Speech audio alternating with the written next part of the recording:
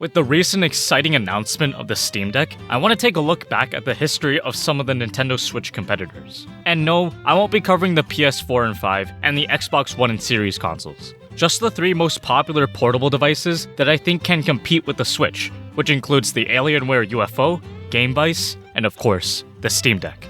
The Alienware UFO is a very interesting prototype that could rival the Switch. However, there is one glaring issue. Alienware is owned by Dell.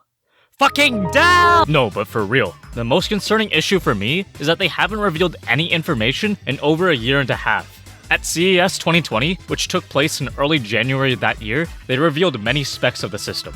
The display is 8 inches at 1200p.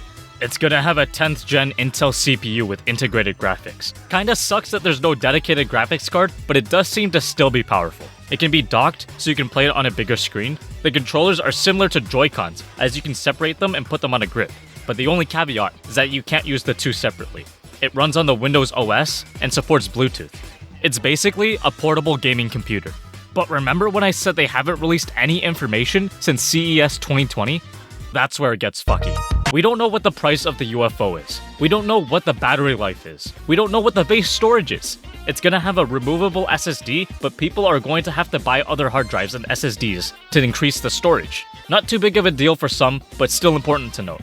Yes, you're gonna have all your PC games available to you as it runs Windows, but with the Steam Deck coming just around the corner, having many of the same and many times better capabilities, what would be the reason to buy the Alienware UFO over the Steam Deck?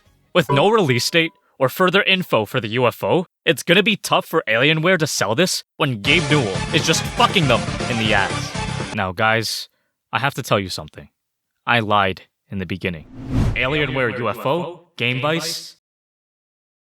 Bruh. As a Joy-Con boy, there is no way in hell that I'm going to say that Gamevice is a good company that makes good products. No, but for real, it does seem like a very cheap alternative to the Switch if you already have a phone, iOS or Android, and you don't plan on getting a dedicated console to play games. If you're playing games like Genshin Impact and Fortnite, I can see it helping to a sizable degree. But here's the thing. Mobile games are made with on-screen controls in mind. Brawl Stars, Clash Royale, Among Us, Plague Inc., Subway Surfers, Pokemon Go. These games work perfectly fine with touch controls. In some cases, better with touch controls. Same with games that may be better using a controller. Genshin Impact, Fortnite, COD, PUBG. They work decently on mobile because the devs incorporated those controls into development. In the case of shooters, they have huge aim assist that helps with gameplay. It may be an improvement, sure. But is it really worth the $60 price tag and can compete with the Switch? I'm not sure about that. But the real reason why I included them was so I could shit all over these fuckers. As a Joy-Con boy, it's my fucking duty. These assholes sued Nintendo for patent infringement in 2017. If they won, this would mean that they take all the money Nintendo made from the Switch and stop Switch sales completely. But here's the thing. There's a fucking plastic strap that connects the two parts of the controller. Get fucked. If Nintendo chuckled when Microsoft offered to buy the company, then they probably pissed their pants in laughter after they saw that lawsuit. In October of that same year, 2017, Gamevice voluntarily dismissed the lawsuit. And that was the end of Gamevice's beef with Nintendo. If they weren't fucking idiots, in 2018 and 2020, they sent 2 more patent infringement lawsuits. And guess what the fuck happened? Nintendo won both.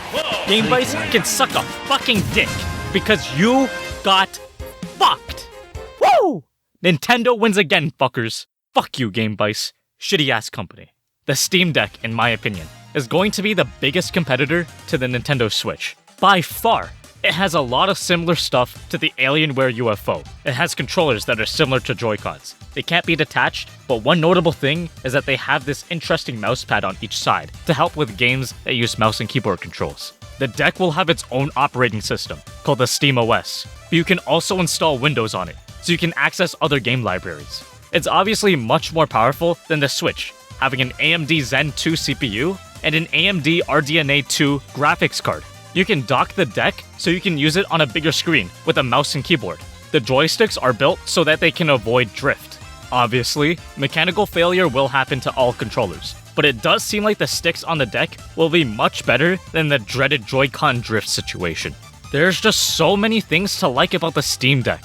The only quote-unquote criticisms I have with the Steam Deck would be the price tag and the storage. The Steam Deck costs $400, $530, and $649 American dollars for the 64, 256, and 512GB models, respectively.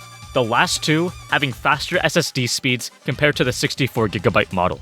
However, the Steam Deck uses an M.2 slot and supports microSDs, so if you want, you can replace the default SSD on the Steam Deck, and if you're able to tolerate slower speeds, use a microSD card. There's a lot of extra shit that I didn't talk about, like the RAM, the resolution, and more, but you guys already know the general idea. It's a beefier Switch that has access to PC libraries, at the cost of the high price and no physical games and Nintendo Switch exclusive games. Obviously. I don't want to be that guy, but I can't really say which system is better out of the deck and the Switch. It's just a personal preference. If you already have a gaming PC, but you like Nintendo, and you're not willing to give up a lot of money for the deck, I would say go with the Switch Lite. If you don't like Nintendo and you're willing to spend more money, go with the deck. To me, it feels like the Switch is more accessible to a casual audience, while the deck is better for more intermediate audiences.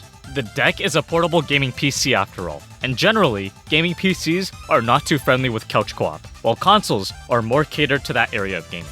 After all, casual gamers make up a big part of the market.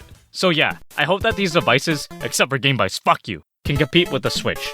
I think it would be great if they were able to challenge Nintendo in the portable gaming market. But then again, the Alienware UFO in the Steam Deck can download League of Legends, while the Nintendo Switch can't. So I guess the Switch is the better device out of the three.